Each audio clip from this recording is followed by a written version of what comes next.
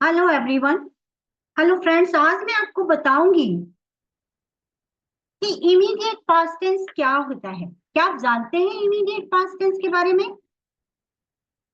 और आप जानते हैं कि बातचीत में इसका उपयोग हम कैसे कर सकते हैं? इंग्लिश कन्वर्सेशन को इफेक्टिव बनाने के लिए हमें इमीडिएट पास्ट टेंस को फ्रीक्वेंटली यूज करना पड़ता है। तो आज के टॉपिक में, आज के पूरे वीडियो में मैं इंक्लूड करने वाली हूँ इमीडिएट पास्ट टेंस होता क्या है और इसको इंग्लिश कन्वर्सेशन में आप किस तरीके से यूटिलाइज कर सकते हैं, जो कि आपके कन्वर्सेशन को ज्यादा इफेक्टिव, ज्यादा क्लियर और ज्यादा इंप्रेसिव बनाता है। Here I am telling you about the immediate past tense. What is it and how you can utilize it in your daily conversation? So let's start it. We use the adverb just to indicate completed action in the immediate past. हम बात करते हैं adverb की मदद से, जो कि just है। इस जस्ट एडवर्ब की मदद से हम उन बातों के बारे में बात कर सकते हैं या उन कामों के बारे में, उन एक्शन के बारे में बात कर सकते हैं जो कि अभी अभी समाप्त हुए हैं, हमारे सामने अभी पूरे हुए हैं। उसको हम इमीडिएट एक्शन कहते हैं, इमीडिएट पास्ट टेंस कहते हैं, कहना चाहिए। तो मैं यहाँ पर बात करने वाली हूँ एक एडवर्ब जो कि जस्ट है।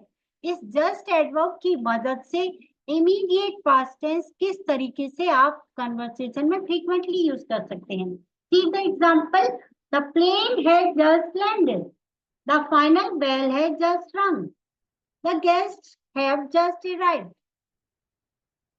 One thing make it in your mind clear. The structure of the sentence will be always in present perfect, but when we use just, structure will be the same.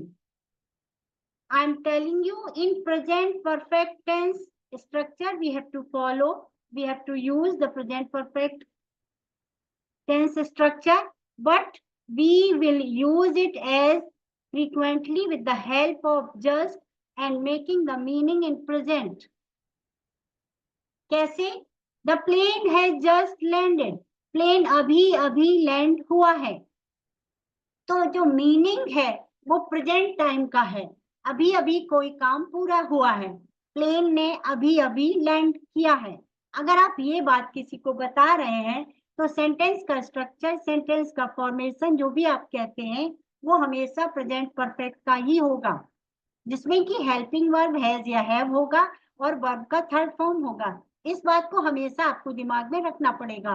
अगर आप बोलते समय दो बातों को भी ध्यान में रख पाते हैं कि स्ट्रक्चर तो प्रेजेंट परफेक्ट का है, लेकिन हम इसको प्रेजेंट में जब यूज करते हैं तो हम इसको इमीडिएट पास्ट टेंस कहते हैं और इसमें हम एडवर्ब जस्ट का फ्रीक्वेंटली यूज करते हैं।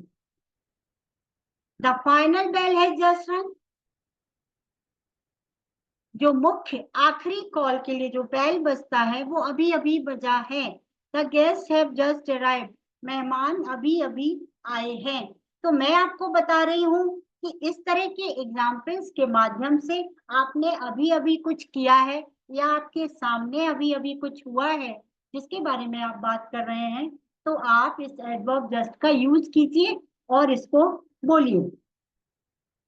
ये आपको मदद करता है इस बात को बताने के लिए कि आपने अभी अभी कुछ काम होते हुए देखा है, या अभी कोई काम खत्म किया है, या अभी आपसे कोई मिलने आया है, या आप अभी अभी कुछ करने वाले हैं, जो कि आप बता रहे हैं। किस तरीके से? अभी आपने ये काम खत्म किया है, अभी आपने उनको बुलाया है, अभी आप उनको बुलाए हैं। जो भी आप कहते हैं, मीनिंग आपका ये होना चाहिए कि अभी अभी कोई काम संपन्न हुआ है, अभी अभी एक्शन कंप्लीट हुआ है। आपको ये बात दिमाग में रखनी होगी। कुछ और एग्जाम्पल्स के माध्यम से देख लेते हैं। The train has just left, train अभी अभी गई है। कोई आपसे ट्रेन के बारे में पूछ रहा है और आपको बताना है कि अभी ट्रेन ने स्टेशन छोड़ा है, तो आप कह सकते हैं the train has just left. The interview है जस्ट स्टार्टेड, इंटरव्यू अभी अभी शुरू हुआ है। They have just completed their work, उन लोगों ने अपना काम अभी अभी खत्म किया है। She has just seen a snake there, उसने अभी अभी वहां पर एक सांप देखा है। बच्चों, मैं आपको बताने की कोशिश कर रही हूँ कि जो भी सेंटेंसेस आप बोलेंगे उनमें अगर आप दो बातों का भी केवल ध्यान रख लेते हैं तो आप इमीडिएट एक्शन को बता सकते हैं, और इसी को हम इमीडिएट पास्ट टेंस कहते हैं। मीनिंग हमेशा इमीडिएट का होगा, अभी का होगा, और जस्ट का मतलब होता है अभी अभी, अगर हम मीनिंग के तौर पर भी जाने तो। लेकिन फॉर्मेशन हमेशा प्रेजेंट परफेक्ट को ही फॉलो करना होगा आपको। I have just finished the cooking, मैंने अभी अभी कुकिंग खत्म किया है। रीना है just told you about it, Reena ने अभी अभी इसके बारे में बताया है। Ravi has just called the doctor, Ravi ने अभी अभी डॉक्टर को बुलाया है। The principal has just called me, principal ने अभी अभी मुझे कॉल किया था। मैं आपको कुछ और बात बताना चाहती हूँ कि जब भी आप कन्वर्सेशन में होते हैं, इंग्लिश कन्वर्सेशन में, अगर आपको इंग्लिश बहुत अच्छी नहीं आती है तो बिना सेंटेंस का हिंदी में मीनिंग लगाए अगर आप नहीं बोल पाते हैं तो आपको मीनिंग लगाना चाहिए हिंदी में, जो कि आपकी मदद करेगा मतलब को समझने में और सेंटेंस के फॉर्मेशन को समझने में। लेकिन बोलते समय अगर आपने इंग्लिश के सेंटेंसेस को हिंदी में ट्रांसलेट करने की कोशिश की तो ये आपके कन्वर्सेशन को ब्रेक करेगा, और अगर आप टुकड़ों में बोलेंगे तो वो बहुत ही इफेक्टिव स्पीकिंग नहीं होगी। इसके लिए आपको चाहिए कि आप घर में या अकेले में बार बार सेंटेंसेस को बोल के प्रैक्टिस करें कि ये सेंटेंस क्या है और फॉर्मेशन क्या होनी चाहिए, इसको अपने माइंड में हमेशा क्लियर रखें। एक और चीज मैं आपको बताऊंगी कि प्रैक्टिस करें सेंटेंस को अलग अलग पिच पर बोलने का। अगर आप हाईलाइट करना चाहते हैं कर्ता को, मतलब काम करने वाले को, तो सब्जेक्ट का फॉर्मेशन जहां पर होता है, मैं कह रही हूँ स्टार्टिंग ऑफ द सेंटेंस जहां होता है, या फिर नाउन प्रोनाउन या डूअर ऑफ द वर्क जो भी आप कहते हैं, उस पर स्ट्रेस दीजिए, उस पर अपनी पिछाई कीजिए। और अगर आप काम पर स्ट्रेस देना चाहते हैं, काम को हाईलाइट करना चाहते हैं, काम को महत्व देना चाहते हैं, तो आपको ऑब्जेक्ट सेक्शन जो होता है सेंटेंस का, उस पर स्ट्रेस देना चाहिए, उस पर आपकी पिच हाईलाइट होनी चाहिए।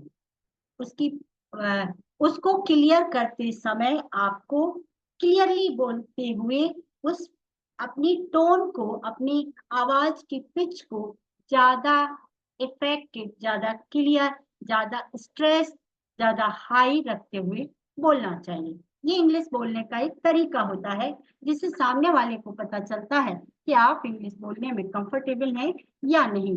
सपोज मैं एक सेंटेंस आपके सामने पढ़ती हूँ, यहाँ पर मैं स्ट्रेस दे रही हूँ सब्जेक्ट पर, डूअर ऑफ द वर्क पर। See the sentence, they have just completed their work. If I am saying they have just completed their work. So if I am giving high pitch on the subject, that means I am highlighting the subject. If I am saying they have just completed their work, their task, that means I am highlighting their task.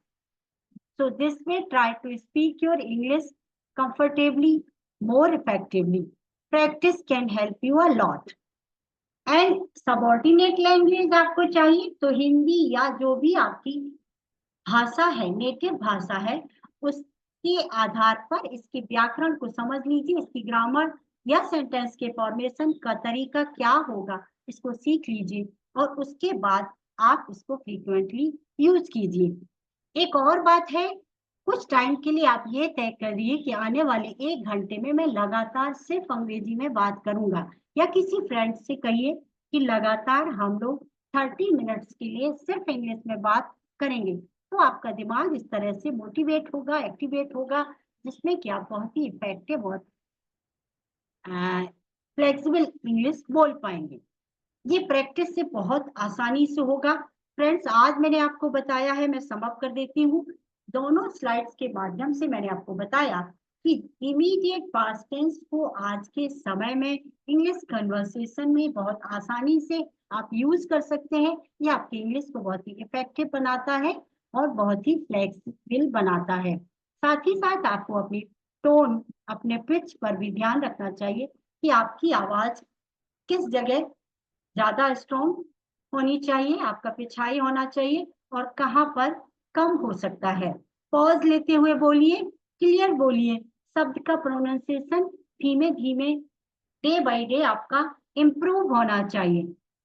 अगर आप एक समय में सारी चीजों पर ध्यान देंगे तो निश्चित तौर पर आप वो नहीं कर पाएंगे। अगर आप प्रोनाउंसिएशन पर ध्यान देंगे तो सिर्फ उसी पर ध्यान दे पाएंगे। इसलिए अगर कोई शब्द आपको बोलने में परेशानी होती है तो अलग से उसकी प्रैक्टिस कीजिए और एक दिन जरूर होगा कि आप बहुत अच्छी इंग्लिश बोल पाएंगे। मेरे साथ जुड़े रहिए और कमेंट सेक्शन में जाके मुझे बताइए कि आपको मेरा वीडियो कैसा लगा और आप मुझसे इस बारे में किस तरीके से और मदद चाहते हैं। मैं आने वाले वीडियो में और एक नई टिप लेकर आऊंगी। ऐसे शब्द मैं बताने वाली हूँ जो कि आपकी इंग्लिश कन्वर्सेशन को इफेक्टिव और फ्लेक्सिबल बनाएंगे और इम्प्रेसिव बनाएंगे। मेरे साथ जुड़े रहिए, हमारे वीडियोस के बारे में बात कीजिए, लोगों से शेयर करिए और कमेंट सेक्शन में मुझे लिखते रहिए। Thank you very much. मैं ब्रजेश मिश्रा, मिलती हूँ आपसे नेक्स्ट वीडियो में।